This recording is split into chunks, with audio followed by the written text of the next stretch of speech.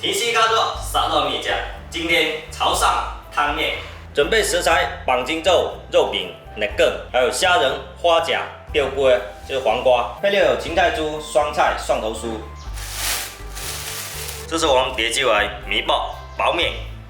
材料准备好，先烧2大锅水，一锅来煮面，一锅来煮配菜。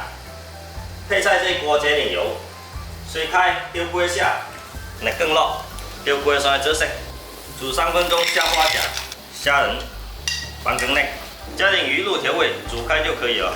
再来点胡椒粉。好了，花甲开了就可以。最后来把酸菜倒进去，这样就可以了。咱们这个米爆正常一饼就是1小碗。能吃多少下多少个，当少毛面或者面，我有时讲，这面煮2-3分钟就好了，不要煮太久，干烂烂的做毛脚，而且要清点。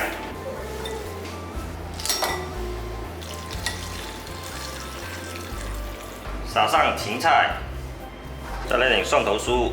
天气太热，来碗潮汕汤面，既简单又方便，而且还非常的好吃，一锅搞定。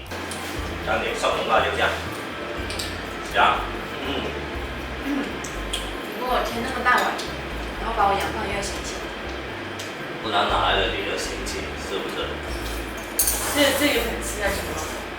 今晚不用吃。要这些啊？你在？这汤水非常的鲜甜。